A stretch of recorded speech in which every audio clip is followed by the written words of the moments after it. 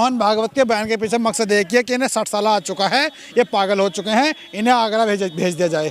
Sir इन्हीं की वजह से सरकार चल रही है। अरे सरकार कल की होती है आज की, हमें तो फायदा उस चीज़ से। तो 6 महीने से कह रहे हैं।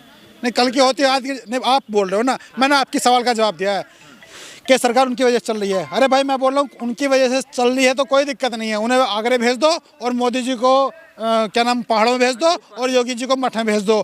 सर वो पागल होते तो मोदी जी, अमित शाह जी सब मिलने क्यों जाते, बैठक क्यों होती उनके साथ? जो ऐसे बयान देगा, विवादित बयान देगा, मेरे नज़र में वो पागल है। कैसे है? अरे भाई कैसे नहीं है, वो 1947 की आज़ादी को झुठला रहे हैं। तो महात्मा गांधी हो गए, पंडित जवाहरलाल नेहरू हो गए, भगत सिंह हो गए, या ये चंद्रशेखर आज़ाद हो गए, सुभाष चंद्र बोस हो गए, ये इनकी सबकी जो अपने उन्होंने आहुति दी है, अपनी बलि दी है, वो सब बेकार है, व्यर्थ है। कह रहे हैं कि राम मंदिर का जो आगाज हुआ ये एक आज़ादी की तरह लग रहा है, तो इसमें बुरा क्या है? यही तो कह रहे हैं। तो वो अपनी मेंटेलिटी से वो जो कुछ कर रहे हैं ठीक कर रहे हैं, वो उनकी मेंटेलिटी है। तो फिर आपत्ति तो आप लोग को है, राहुल गांधी को आपत्ति है, कांग्रेस को आपत्ति है। अरे भाई आपत्ति इस चीज से है कि वो 1947 की आज़ादी को झुठला रहे हैं। अरे भाई तो झुठला कहाँ रहे, उन्होंने 1947 का जिक्र ही नहीं किया। और कहने का मकसद क्या है उनका? हिंदू खुश है कि नहीं पहले ये बताइए। अरे भाई मुसलमान भी खुश है। तो फिर दिक्कत क्या है? राहुल गांधी को क्यों चुल मच रही, करे मुकदमा चलाओ। अरे भाई मुकदमा उस पर चलना चाहिए क्योंकि वो 1947 की आज़ादी को झुठला रहे हैं। कह रहे असली आज़ादी प्राण प्रतिष्ठा वाले दिन मिली है देशवासियों को। मतलब कहने का आपका ये है कि वो 1947 की आज़ादी नकली थी?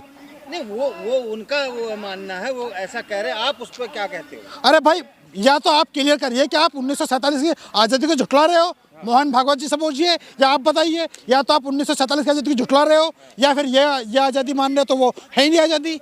सब जितने महापुरुष रहे सब बेकार रहे हैं। एक बार ये कहलवा दी मोहन भागवत जी से।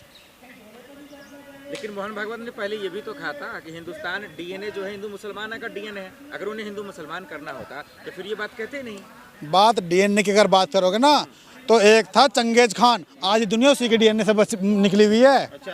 हाँ, अगर डीएनए की बात करते हो ना तो शायद हो सकता है मोहन भागवत भी जो ना जो चंगेज खान था शायद उसके डीएनए का पैदा हुआ हो, क्योंकि आधी दुनिया चंगेज खान के डीएनए से है। सर्वे के मुताबिक ये रिपोर्ट है।